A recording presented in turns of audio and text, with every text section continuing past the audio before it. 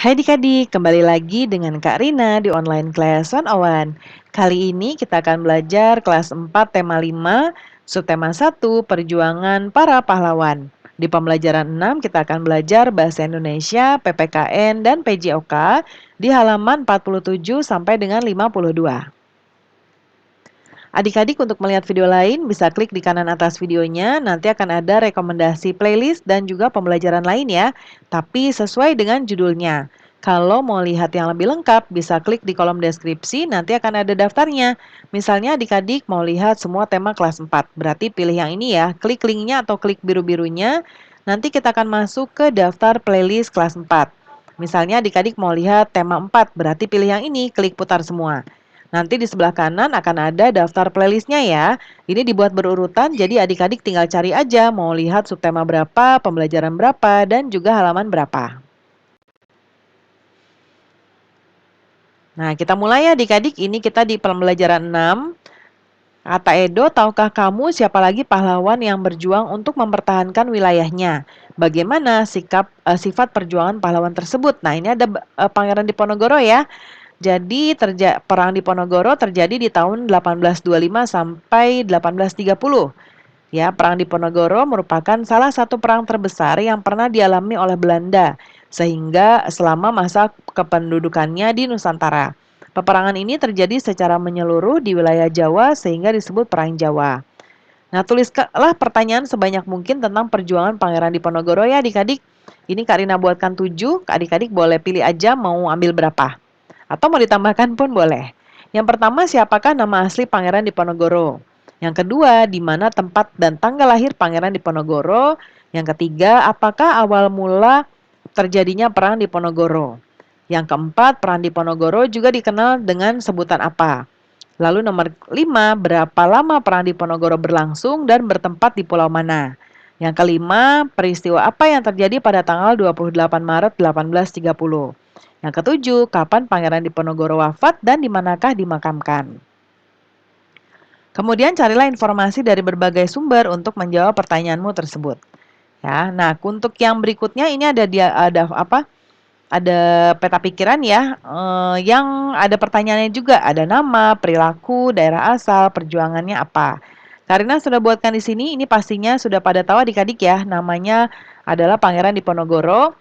Perilaku yang pantas ditiru adalah berani dan pantang menyerah. Berasal dari Yogyakarta dan perjuangannya adalah perang melawan penjajah. Tukarkan peta pikiran yang sudah kamu buat dengan temanmu, minta mereka menuliskan komentar. Ini sebetulnya disesuaikan ya adik-adik dengan punya teman adik-adik ya.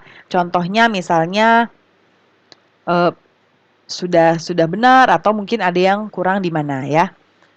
Nanti didiskusikan komentarnya. Nah, kemudian salah satu upaya yang dilakukan oleh Pangeran Diponegoro dalam perjuangannya adalah menyatukan seluruh rakyat pribumi dalam semangat sadumuk batuk sanyari bumi ditohi tekan pati, atau sejari kepala sejengkal tanah dibela sampai mati.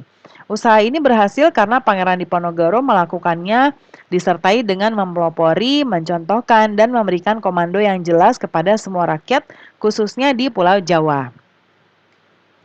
Nah, apa yang dapat kamu teladani dari perjuangan Pangeran Diponegoro adik-adik? Yaitu keberanian dan sikap pantang menyerah dalam melawan penjajah ya. Lalu apakah semangat Pangeran Diponegoro menyatukan rakyat yang berbeda-beda dapat diterapkan dalam kehidupan sehari-hari? Nah, dalam kehidupan sehari-hari bisa diterapkan misalnya memimpin warga yang berasal dari berbagai macam suku bangsa. Apakah kamu pernah bekerja sama dengan teman yang berbeda-beda untuk mencapai tujuan? Tulis pengalamannya. Contohnya, Karina buatkan pernah ya, yaitu bekerja sama dengan teman yang berbeda agama, suku, dan ras.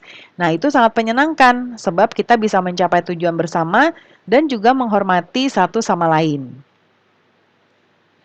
Nah, kemudian adik-adik, tahukah kamu para pahlawan sering mengalami cedera ketika mereka bertempur melawan penjajah pasti ya, karena namanya juga perang.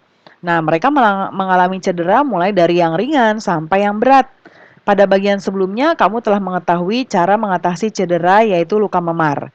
Sekarang, kamu akan berlatih dalam lebih lanjut cara-cara mengatasi cedera tersebut. Secara berpasangan, tulislah kembali langkah-langkah dalam mengatasi cedera memar. Lalu gambar langkah-langkah dalam mengatasi cedera tersebut ya. Nah, contohnya di sini istirahat ya, dikompres, lalu ditinggikan posisinya atau mungkin boleh juga diperban. Ini contoh saja ya adik-adik ya. Gambarnya boleh adik-adik cari di internet, itu ada banyak. Nanti dipresentasikan dan diperagakan gambar yang sudah adik-adik buat ya. Nah, pembelajaran kita sudah selesai ya adik-adik.